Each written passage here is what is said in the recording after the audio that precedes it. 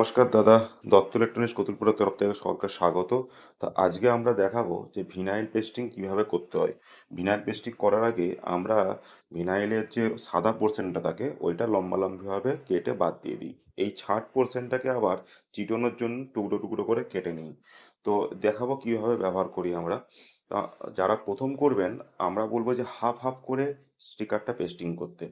পুরো কাগজটা স্টিকারের তুলে নিলে যদি সামলাতে না পারেন তখন স্টিকারটা নষ্ট হয়ে যাবে। তো দেখুন, মোটামুটি একটা মাঝের পোর্শনে আমরা ফিক্সড করে দেব। এই সাইডেও চিটিয়ে ফিক্সড করে দেবো। আর এই সাইডটা তো মাঝখানে চিটিয়ে ফিক্সড করে দেবো, যাতে করে কি হয় স্টিকারটা নড়ে না যায়।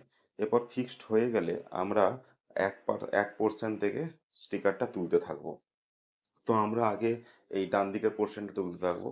তো ডান দিকের পোর্শনটা তোলার জন্য নখে করে কাগজটাকে স্টিকার থেকে একটু বার করে নিয়ে স্টিকারটা উঠে যেতে থাকবে। এরপর দুদিক থেকে আমরা টান দেবো। এই যে যেমন করে টানা হচ্ছে দুদিক থেকে টান দেবো। দুদিক থেকে টান দিলেই স্টিকারটা আর কাগজটা আলাদা হয়ে যাবে। একটু দেখুন, একটু নজর রাখলেই বুঝতে পারবেন আর নিজেরাও করতে পারবেন। তো এইভাবে টোটাল কাগজটা থেকে স্টিকারটাকে আলাদা করে নেব। প্রথম যারা করবেন বলবো যে একটু আস্তে আস্তে করবেন, কারণ এই যে যখন কাগজটা টানছি স্টিকার থেকে আলাদা করার জন্য একটু ১৯-২০ চাপ পড়ে গেলেই স্টিকারটা ফেটে যেতে পারে। তাই আস্তে আস্তে করুন, অসুবিধা নেই। প্রথম ৩-৪টে আস্তে আস্তে করলেই ঠিক হয়ে যাবে। দেখুন, যেগুলোতে আমরা চিটিয়েছিলাম দু সাইড ওই পোর্শনগুলোতে পায়ের বুড়ো আঙুল করে টিপে আরেকটা যে ছেলে থাকবে সে যদি হালকা টান দেয় তাহলেই দেখুন এই কাগজটা ছিঁড়ে বেরিয়ে যাচ্ছে। কোনো রকম কাঁচি বা ছুরির দরকার পড়বে না। এরপর আমরা স্টিকারটা ভালোভাবে পেস্টিং করার জন্য এখানটাতে শ্যাম্পু জল দেবো। তো অনেকে সার্ফ এক্সেল ইউজ করে, গুঁড়ো সাবান ইউজ করে। তো গুঁড়ো সাবান ইউজ করতে বারণ করবো, তার কারণ হচ্ছে গুঁড়ো সাবানে ক্ষার বেশি থাকার জন্যে রঙটা একটু ফেড হয়ে যায়। আমি নিজেও দেখেছি ক্ষার ইউজ করার জন্য রঙটা একটু ফেড হয়ে গেছে। তো এইটা সাবান জলটা দেওয়ার কারণ হচ্ছে যদি বাই চান্স স্টিকারটা ১৯-২০ হয়ে যায় সেক্ষেত্রে আমরা স্টিকারটাকে তুলতে পারবো। আর সাবান জল না দিলে স্টিকারটা তুলতে অসুবিধা হবে। দেখুন, বুড়ো আঙুলে করে এইভাবে চেপে রাখতে হবে, তাহলে স্টিকারটাই ভাঁজ পড়বে না। একটু খেয়াল করুন কেমনভাবে ধরেছে, সমানটিভাবে ধরতে হবে। আরেক পোর্শন তো এইভাবে হয়ে গেল। এরপর এই যে ইনস্ট্রুমেন্টটা আছে এটা এমন কিছুই নয়।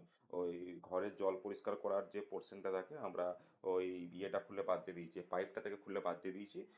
তো এইটা দিয়ে আমরা এইভাবে নুচে নুচে সিটের ভিতরের জলটাকে বার করে দিচ্ছি। সিটের ভিতরের জলটা বেরিয়ে গেলেই সিটটা অটোমেটিক পেস্টিংটা নিয়ে নেবে। তো এইটা একটু ভালোভাবে করতে হবে। অনেকের বাবেল থেকে যায় ভিতরে, বাবেল যেন না থাকে সেটা খেয়াল রাখতে হবে। আর এরপর আরেকটা পোর্শন করব ঠিক একইভাবে। মাঝের পোর্শনে যেগুলো চিটিয়েছিলাম ফিক্সড করার জন্য সেগুলোকে আমরা আবার খুলে দিচ্ছি। তারপর আবার একই রকমভাবে আমরা কাগজটাকে স্টিকারের থেকে আলাদা করে নেব। সেম প্রসিডিওর আছে, ওই পার্টে যা দেখেছেন সেম প্রসিডিওর আছে। তো এইভাবে করুন। আরও যদি কিছু জানার থাকে বা টিপসের ব্যাপার থাকে, দেখুন কীরকম টান টান করে কাগজটাকে ধরা হয়েছে। ধরাটা যদি ঠিক থাকে তাহলে ভাঁজ আসার চান্স খুব কম থাকে। তো এইভাবেই করুন, আশা করি আপনারাও পারবেন। হয়তো প্রথম একটা দুটো প্রথমে ফিনিশিং কম বেশি হবে, কিন্তু করতে করতে একটু সাহস নিয়ে করতে থাকলেই ফিনিশিং আমাদের মতনই চলে আসবে। আরও যদি কিছু জানার থাকে আমাদের সাথে যোগাযোগ করুন।